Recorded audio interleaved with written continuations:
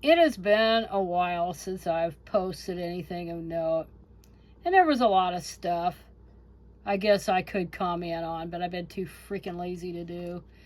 Um, the one of the big things they've been talking about is that damned Barry Weiss or whatever the hell her name is, that she took over CBS News, and right almost overnight it went into the shitter, trying to curry favor with old Trump and being a knockoff of Fox quote unquote news. And anyway, the big thing was all about from the other day was about 60 Minutes spiking this report about um, the El Salvador prison or whatever the hell it is, and detaining Venezuelan people who really didn't do anything wrong except be Venezuelan or whatever. And anyway, it was banned in the US, but Canada picked it up. And of course, people taped it right off the television and have been bootlegging it all over the place. So anyway, you could watch that report. So I'll put a link there if you haven't seen it. But almost the entire world has seen it. And it seemed pretty factual. It didn't seem terribly, anything other than a straight report about this thing.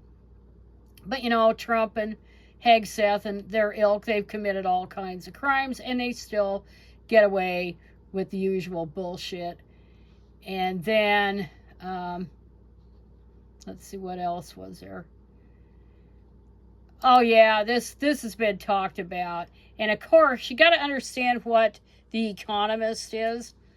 Magazine, first of all, it's UK publication, so a lot of times they'll have things that really aren't relevant to the United States. And also it leans right wing. Well, if you're economic liberal, you're a wingnut. You're libertarian. And that's the lowest of the low. And of course, they're all hand-wringing about this rise of singlehood. And of course, it's single women who are opting not to bother with getting married or getting remarried anymore, because not just because the men aren't measuring up or they're looking for a partner, it's because they found out they actually like making their own money and they don't have to have some damn man baby trying to tell them what to do and how to do it. It's not really hard, and the men are getting worse and worse. But this article tries to, it's almost like a passive aggressive article, and of course it's unsigned. They don't put down who the writer is, so it's almost like it's an editorial or whatever. And when it's an unsigned article, you could bet your ass it's a man who wrote it. But anyway, but they think that it's still the norm, that you have to norm marriage because marriage is normal, and if you don't do it, you're abnormal, right? But they're being abandoned because it's bullshit. All of it was always bullshit. Throughout the rich world, singlehood is on the rise. For Americans, among Americans aged 25 to 34, the proportion of living without a spouse or partner has doubled in 5 decades to 50% for men and 41% for women. Now, why is it that women always have a much lower proportion of being single? It's because of these older men poaching on younger women. That makes the difference there. Why there are substantially fewer women who are not in a relationship than men. It's because of that, because men poach them.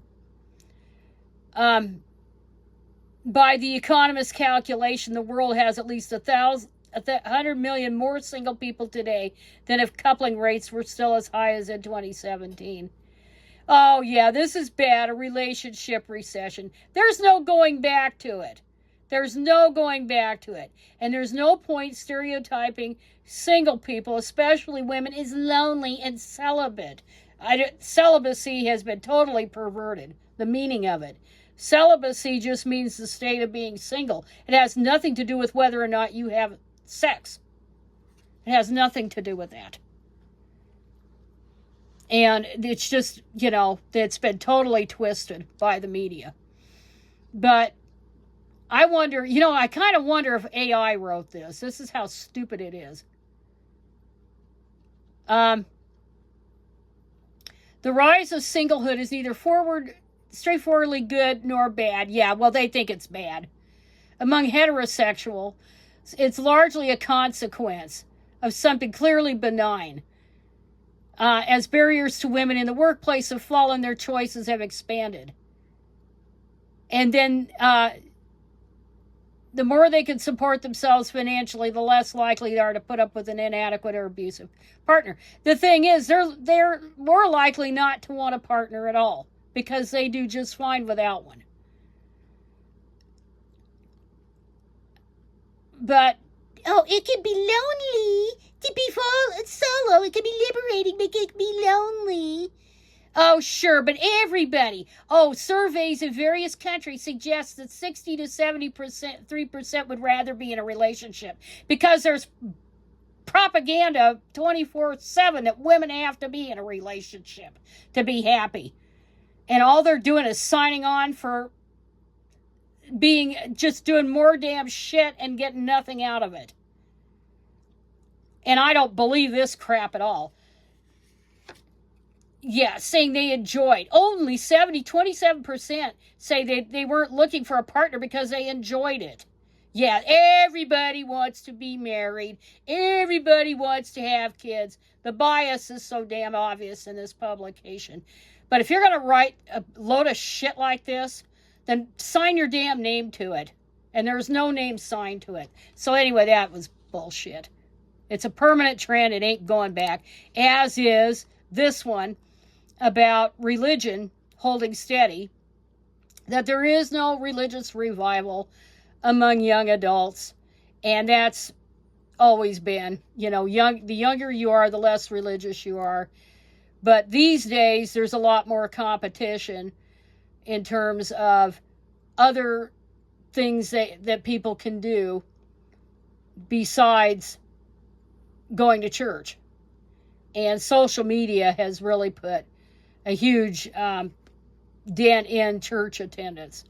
But I would submit that of all the things that they try to explain the decline of religious attendance, the catalyst was way back decades ago when the Sunday blue laws were starting to be repealed throughout the country. There's still some laws left and still some that are being repealed as of 2025, but most of them were repealed decades ago. Pressure from businesses to stay open on Sundays, more money to be made, more people, more customers on the days off, and also because more demand by people to want to go and do something different on Sundays besides going to church. Back in the old days, when I was a kid, and we didn't go to church, but what we would do is go on Sunday drives. My mom never went anywhere, but my dad would take us out for the Sunday drive almost every Sunday, and that was a lot of fun. That was a good memory from childhood, and it was a real common thing to do because everything was closed on Sunday. Not to mention all the holidays were closed back then. These days, just the only holidays that are really uniformly closed are Christmas and Easter, and then Thanksgiving for the most part. But Christmas and Easter are the ones where stores are still closed. Everything's pretty much shut down, except maybe your Minute Market or 7-Eleven and a few gas stations. That's about it. But the blue laws were really the ones that did it. And people had other places they could be on Sundays. And there's not, what I see here, it isn't such a move towards agnosticism and atheism and stuff. There's a little bit of that, but it's just mainly they have other things they want to do. And another thing, and then another major factor is the religious right crap of churches. Too many churches, and people are really turned off by that. And let's see, what do I see? No, I didn't see that. Anyway, and then of course there was the death of Rob Reiner. That was murder. Wasn't even a death, of him and his wife Michelle, and by their son. And that was just such a terrible thing. And everything I've read about Rob Reiner, nobody had a bad word to say about him. It seems like everybody liked him and liked her. She was a photographer and was involved in a lot of his films. But nobody had a bad word to say. And you know, that's the shitty thing in life. So many of these people who are fundamentally good people, bad things happen to them. And then you have somebody like Donald Trump, or somebody like Peter Thiel, or somebody like, well, hell, J.D. Vance. Might as well go there. And they just thrive. Well, Donald Trump especially. I mean, I don't get it. That guy has 9 lives, more lives than a cat. And he just goes on and on and on and on and on and on and on forever. And of course, he tried to make Rob Reiner's death look like it was all about him. Because he was jealous. Isn't this awful? Because media reports a week or so ago, when the couple was murdered, they focused on them, that tragedy, and pushed poor old Will Trump off the front pages. He was going to have none of that. So he tried to make it about him. And of course, everybody paid attention to what he said about Rob Reiner, talking about, what was it, Trump derangement syndrome and all this crap. Like, you know, the chickens came home to roost. That's basically what he said.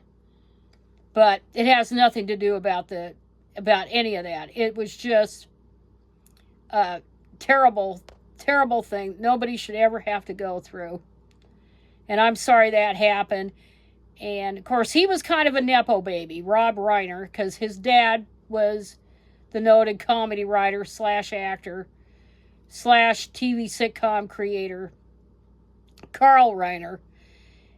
And so he had a leg in to begin with, and one of his first big roles was as Mike Stivic in All of the Family. He played Archie Bunker's son-in-law, Archie Bunker / Carol O'Connor's son-in-law, and he was referred to as Meathead by, which meant dead from the neck up, by Archie Bunker. And of course they would have arguments all the time about politics. And I recently bought that. I didn't say recently, maybe a decade ago. I bought the whole series of All in the Family and watched it, from beginning to end.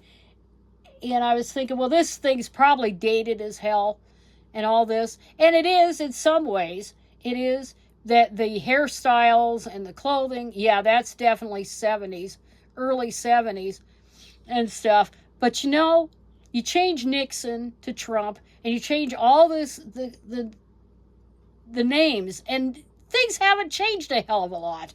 They haven't really changed a hell of a lot at all. So it was infinitely better than the British counterpart, which was Till Death Do Us Part, and that was such a horrible comedy. So cold. Absolutely horrible.